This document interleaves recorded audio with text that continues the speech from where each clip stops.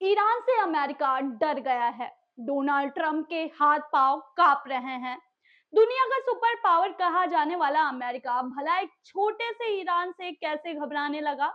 जिस मुल्क के राष्ट्रपति दुनिया के सबसे पावरफुल शख्स हैं, वही क्यों ईरान का नाम सुनकर कौन जाते हैं। आपको भले ही लगे कि हम ये बात कैसे कह रहे हैं, लेकिन आज कुछ ऐसे ही फैक्ट्स हम आपको दिखाने जा रहे हैं जो साफ साफ इशारा कर रहे हैं कि डोनाल्ड ट्रंप की हैसियत नहीं है कि वो ईरान के खिलाफ उसके घर में घुसकर अटैक करें। नमस्कार, मैं हूं प्रियांशी और आप देख रहे हैं कंटाप न्यूज। दोस्तों, बता दूं कि दुनिया से इस वक्त यही खबर आ रही है कि अमेरिका के आगे ईरान कमजोर है, बहुत कमजोर। लेकिन ऐसा बिल्कुल नहीं है। ईरान के खिलाफ भले ही अमेरिका के चमचागिरी करने वाले मुल्क हो, लेकिन ईरान के साथ भी खड़ा हुआ है रूस, चीन और यहाँ तक कि भारत भी। ईरान में सरकार विरोधी प्रदर्शनों के बाद जिस तरीके से हालात बिगड़े हुए हैं, उसने पूरी दुनिया को हिलाकर रख दिया है।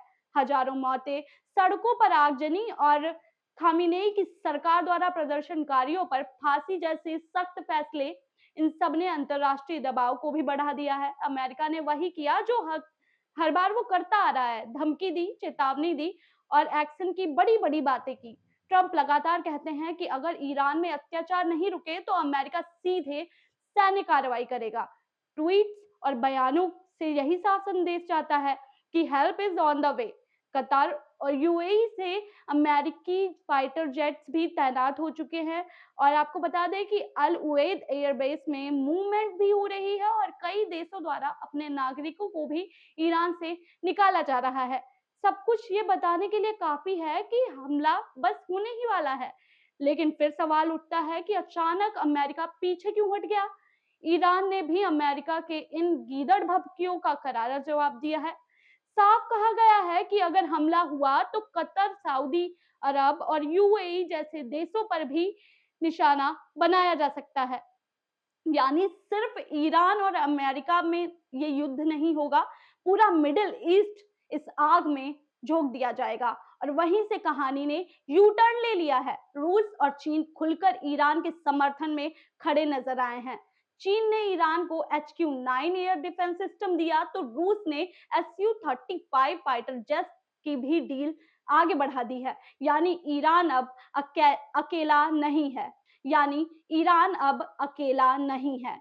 ये वही पल था जब अमेरिका की कथित सुपर पावर इमेज दरकने लगी। इसके बाद जो खबर सामने आई है, वो अमेरिका के लिए बेहद ज्यादा शर्मनाक है।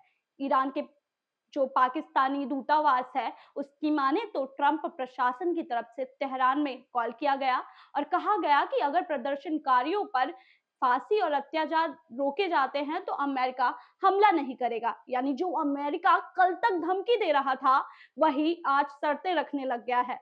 तो संदेश सीधा निकल रहा है कि रूस और चीन के दखल के बाद अमेरिका का रुख नरम पड़ता नजर आ रहा है। सवाल है कि क्या अमेरिका अब बिना सहयोगी के बड़े युद्ध का जोखिम उठाने के लिए तैयार है? जवाब है शायद नहीं। अगर अमेरिका के नजरिए से देखा जाए तो सऊदी अरब और खाड़ी देशों में भी साफ करार दिया गया है कि अमेरिका ईरान युद्ध पर सबसे बड़ा नुकसान उन्हीं देशों को होगा।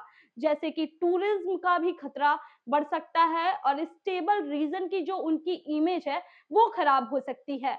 यानी अमेरिका को अपने ही सहयोगी देशों को समझाना पड़ रहा है कि वो उनको सपोर्ट करे। बहादुरी के नाम पर पूरी अर्थव्यवस्था को दांव पर लगाना समझदारी की बात नहीं है, ऐसा उसके सहयोगी देश उसको कह रहे हैं। और यही बड़ी वजह है कि आज अमेरिका बैकफुट पर दिख रहा है।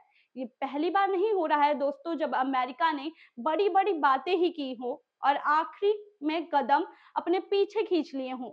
जब अब अफगानिस्तान से युद्ध हुआ था, तब भी अमेरिका की वापसी हो गई थी। और अब जब ईरान का मामला भी सामने आया है, तो अमेरिका अपनी रणनीति को बार बार बदल रहा है। आज की हकीकत ये है कि दुनिया अब आज की हकीकत देखी जाए तो ऐसा है कि यूनिपोलर रूस और चीन की मौजूदगी ने अमेरिका को सोचने पर मजबूर कर दिया है कि अब सिर्फ धमकियों से काम नहीं चलता। तो सवाल साफ है, क्या अमेरिका की धमकियां सिर्फ कैमरों और ट्वीट तक ही सीमित रह गई है, क्या सुपर पावर का तमगा अब कागजी साबित होता है? और क्या आने वाले वक्त में अमेरिका हर मोर्चे पर ऐसे ही बैकफुट पर नजर आएगा?